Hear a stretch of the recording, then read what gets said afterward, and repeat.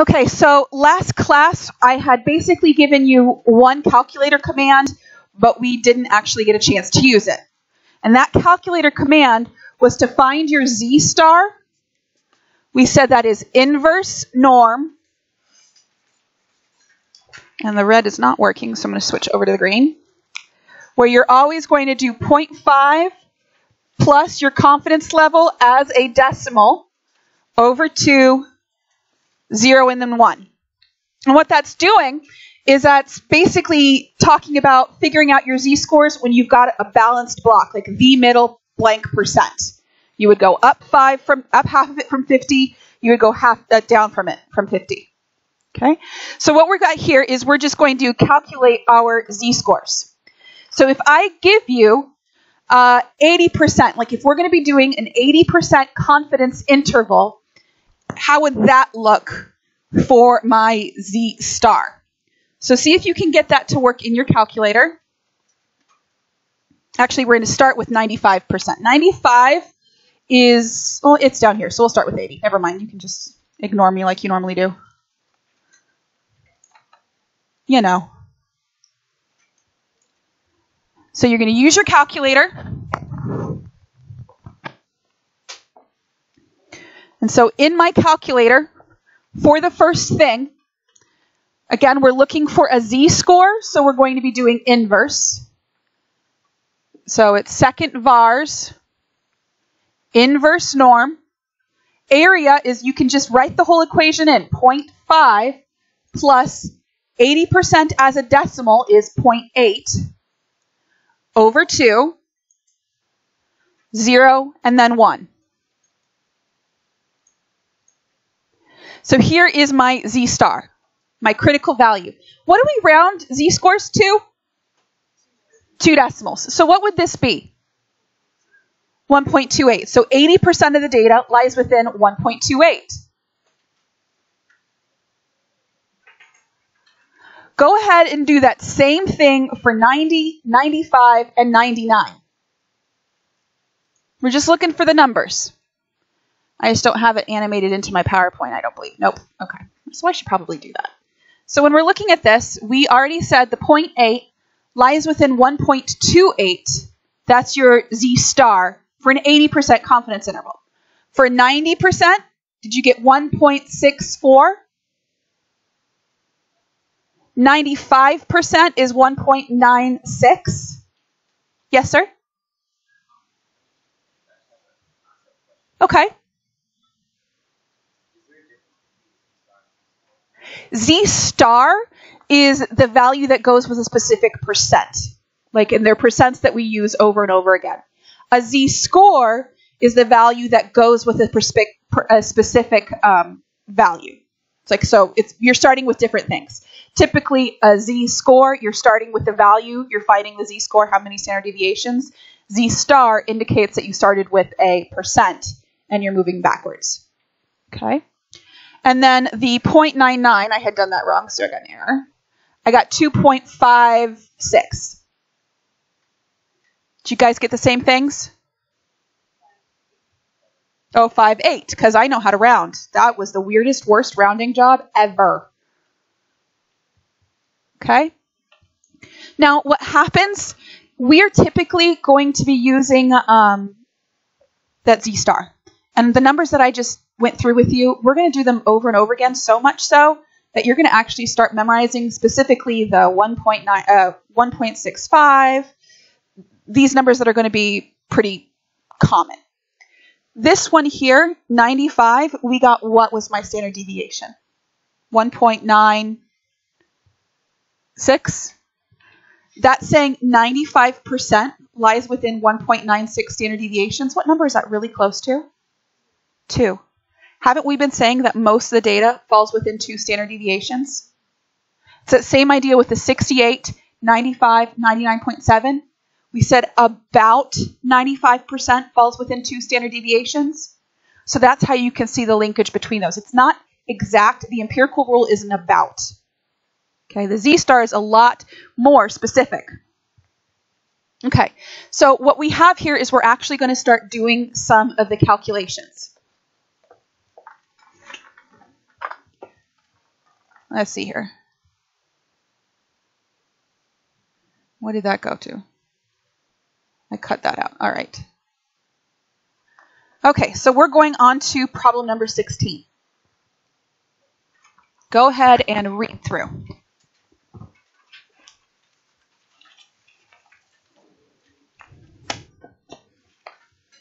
And for this, we're actually going to be working through a full confidence interval problem. And it's not an extremely complicated process.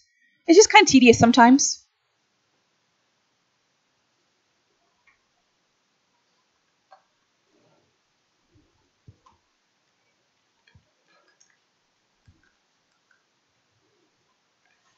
Okay. All right, so what I'm going to do is I'm going to show you all the steps that go into this. Those seem like very simple questions, don't they? Calculate the interval and interpret it. There's a lot more work that goes into this than that. So here we go. For these, hang on, I got to be able to see the problem itself. I can't see the problem. Okay, here we go. When we are doing a problem like this, the first thing, anybody have an idea of what the first thing that they should do? Take a guess. Define your variables. And that's exactly what we're going to do. So in this case, what type of a parameter or a statistic am I dealing with? Am I dealing with proportions? Yeah, proportions. So I'm going to say P. And you can either say percent or proportions. And when you look at the problem, did they use percents or did they use proportions? They said percent, so I'm just going to say the word percent. It really does not matter. So I'm going to say that this is the percent or proportion, it doesn't matter, of what? Of U.S. adults who do what? Right. Who reply often or always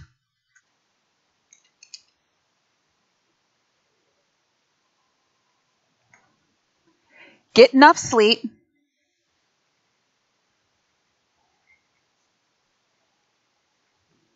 during the last 7 nights. This feels a little bit familiar. Why does this feel familiar?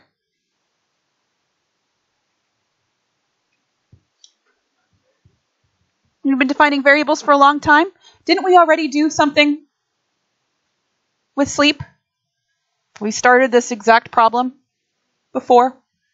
But what I need you guys to understand is even if it's asking you to just calculate the confidence interval, you have to do all of these steps.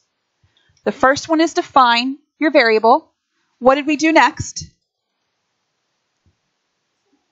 Assumptions and conditions. Before I get into my assumptions and conditions, it's good to list out your bits and pieces. So what was my sample size here? 1029. My P hat, which means my observed proportion, was 0.48. My Q hat would then be 0.52. For every step, you're going to do these things. All right, so I've got those, my assumptions and conditions. What is my first assumption? Always need it. Independence. And how do we meet that? Randomization. Did we have the word random in our problem at all? Yes. So I can say told, and it did say a random sample.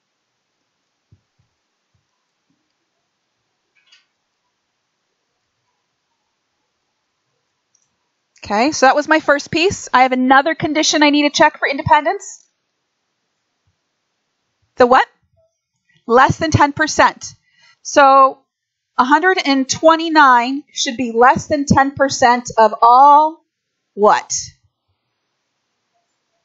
U.S. adults. That's my who. Who are we talking about here? And then I needed one more. What else did I need? Success, failure. So to find your success, that's taking your p hat times n.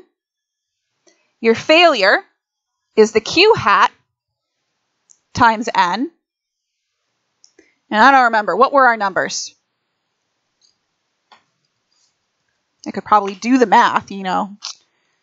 0.48 times 1029. And I'm not going to round here. 493.92. And then it's real easy to get the other one. Just subtract the 1029 from that. So I got 535.08. What's true about both of those numbers? They're greater than or equal to. Equal to is fine also, so we have large enough.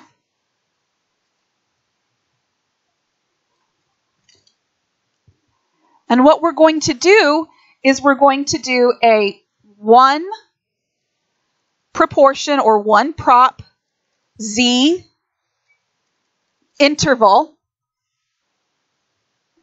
And I'm going to say my sampling distribution follows shape. What's the shape? Normal. Center.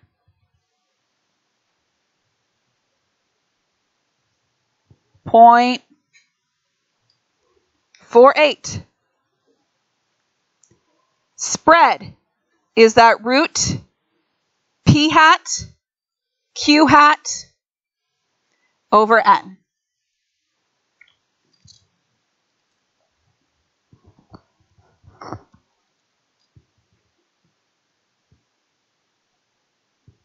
So basically what we're looking at here, these are our assumptions.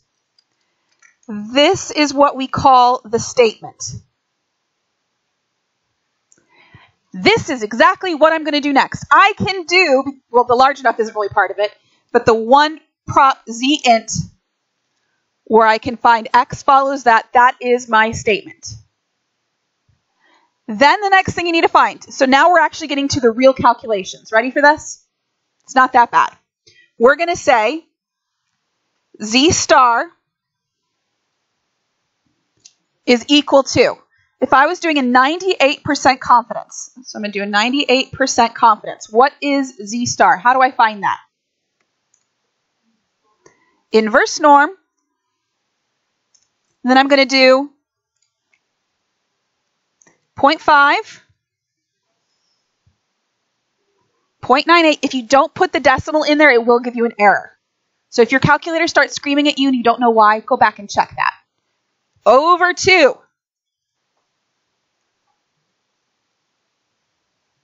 And so my z star, what do you have? What are you going to use? 2.33. Let's also do the calculation for the standard deviation. But it's not really a standard deviation. What is it actually called here? Standard error. And so I'm going to type in square root 0.48 times 0.52 over 1029. Take this out to 4 decimals, just to write it down.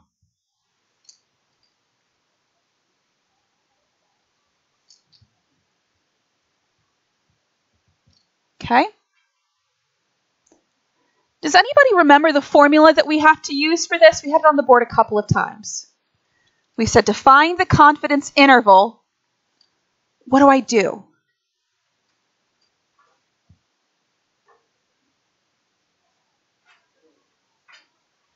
Confidence interval is equal to multiply the z star times standard error. But there was more to it. The mean, or the statistic, in this case, it's p hat. Now, you can do this a couple of different ways. Notice I already have n, p hat, q hat, z star, standard error, all listed out. If I write the formula, That's good enough. If you don't want to list everything out, then what you have to do is say the confidence interval is equal to, and you would need to put everything in its place.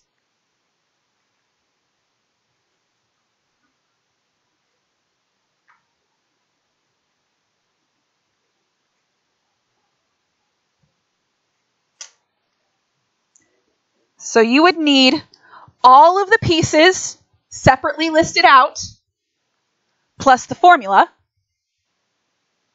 or the formula with all the pieces in it. Does that make sense? This is telling me to name what you're going to do, and this is saying, okay, now do it. And to get my answer, I've got all of these guys calculated in my calculator, so all I'm going to do is I'm going to take the 0.48 plus that number times that number and hit enter. And I came up with 0.51, and I'm going to take it out to 6, just one more than my original number. And then there's this really cool thing. I don't know if you guys have ever done this, but second enter gives me the same line that I just had.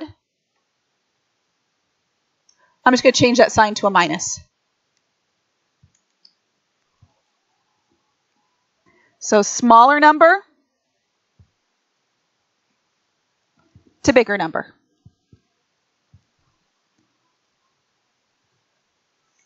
That is my confidence interval.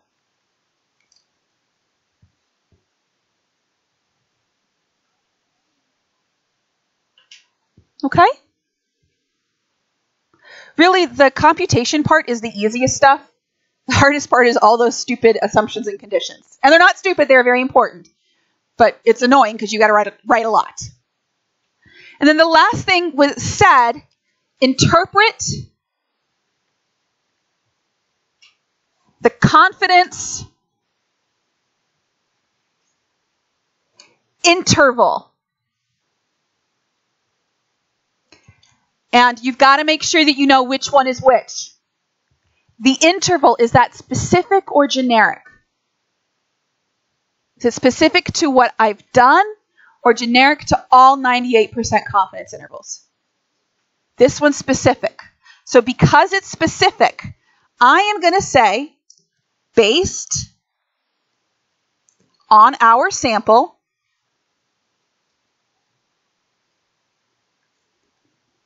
we are, and then I'm going to say my confidence level, 98% confident, and you can abbreviate confident, that's all right, that the true,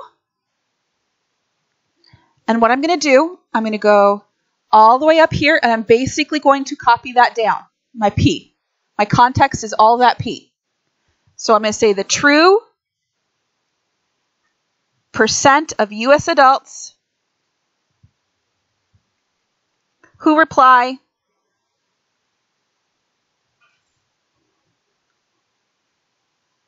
often or always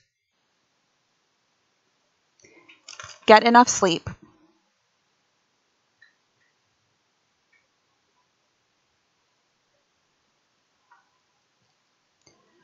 During, gosh, the writing is annoying, the last 7 nights, and then I just need to say is between, and since I used the word percent here, I need to make sure that I put my answer in percent down here.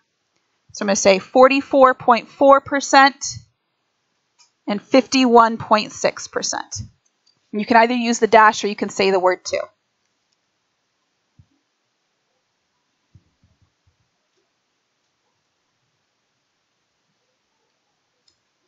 And as frustrating as it is, that is the work for one confidence interval. That's it. That's it. It's just one whole page for one problem. But again, you start with identifying your context, laying out your bits and pieces, checking your assumptions and conditions. We do a statement with our sampling distribution, Our formula for the confidence interval with its pieces or the confidence interval with the pieces plugged in. Math it. Answer. Look, the math was such a small piece of all of this. Yay! All right. Let's try one from start to finish.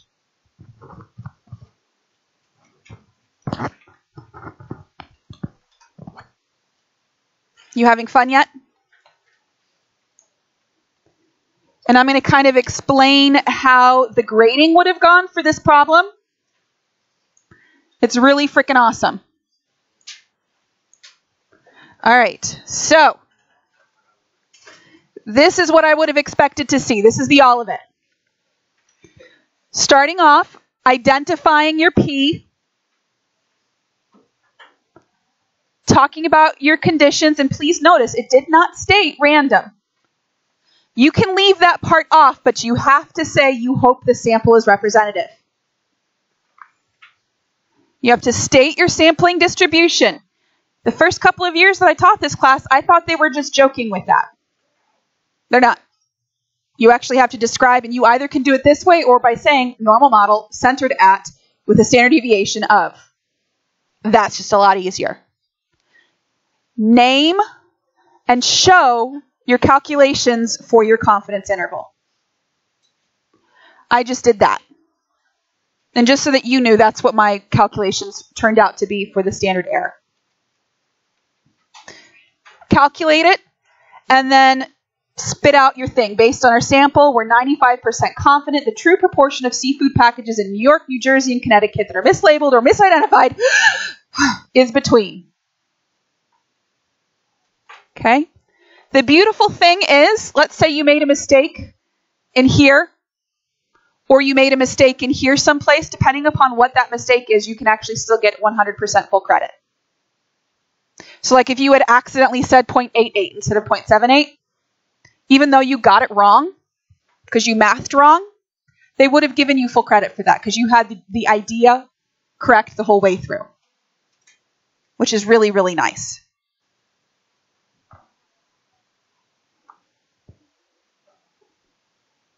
Okay, any questions on this? We okay with that? All right. That's just what that was. Okay, now this follows from that. We're just going to finish this little piece up and we'll call it a day.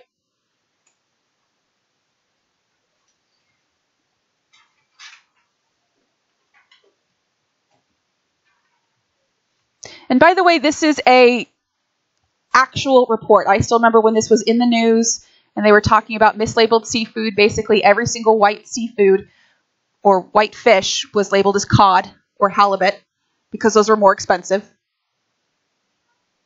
And this is still the case in a lot of places.